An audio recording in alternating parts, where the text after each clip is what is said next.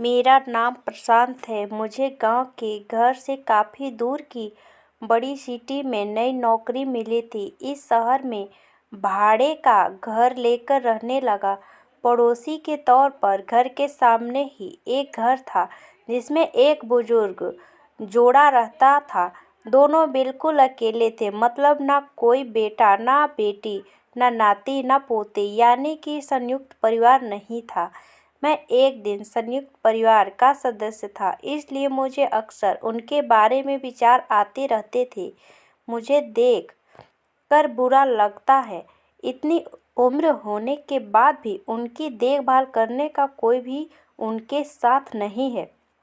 जब मैं सुबह ऑफिस के लिए निकलता था तो देखता था कि दादी जी अपने कपकपाते हुए हाथों से दादाजी को चाय देती थी। वैसे ही कपकपाते हाथों में कप लिए दादाजी चाय पीते थे। वहाँ पर रहते हुए कुछ दिन होने के बाद मुझे पता चला कि यह दोनों मिलजुल के धीरे धीरे घर के सारे काम करते थे। कोई भी उनसे जाकर बात नहीं करता। इतने दिनों में मैंने उनकी आवाज़ तक नहीं सुनी थी।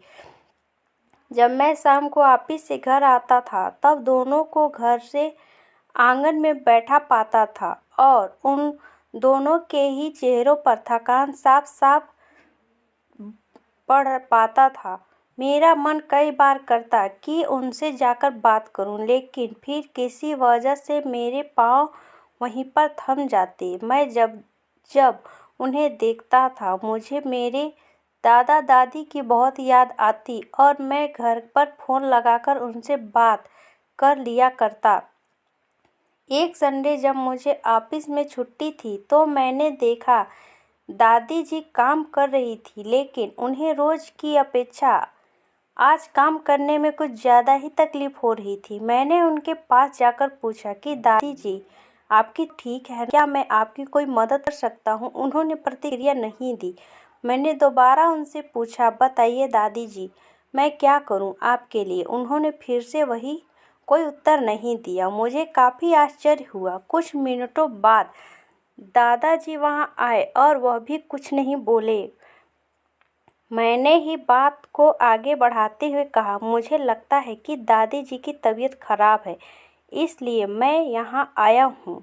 मैं आपकी मदद करना चाहता हूँ। बताइए मैं कैसे आपकी मदद कर सकता हूँ? दादाजी इशारों से मुझसे बातें करने लगे। उन्होंने इशारों से मुझे बताया कि दादी जी सुन और बोल नहीं सकती। उन्होंने यह भी बताया कि वह खुद भी बोल नहीं सकती।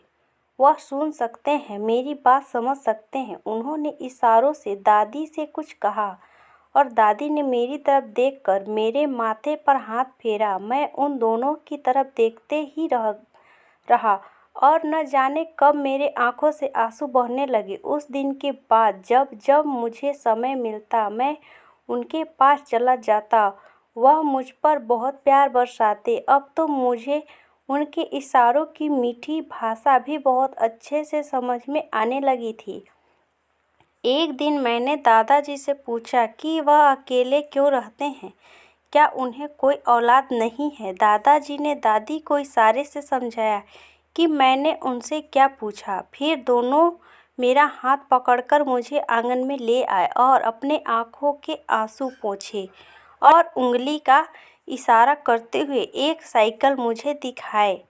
साइकिल को देखकर मैं समझ गया उनके परिवार वाले उन्हें छोड़कर कहीं जा चुके हैं और अब उनके हिस्से में केवल यादें ही बची हैं। उन्हें रोता हुआ देखकर मैं भावुक हो गया और मैंने दोनों को गले से लगा लिया। उन्होंने मेरे ऊपर अपनी सीने में सालों से बंद प्यार के बादलों से प्यार की इतनी बारिश कर दी कि मैं पूरी तरह उसमें भीग गया। दोस्तों, इस कहानी से कई लोग कनेक्ट कर पाएंगे क्योंकि यह सिर्फ कहानी नहीं है, यह कई सारे बुजुर्ग लोगों की सच्ची दास्तानें हैं। तो दोस्तों, ये कहानी कैसी लगी कमेंट करके ज़रूर बताइए।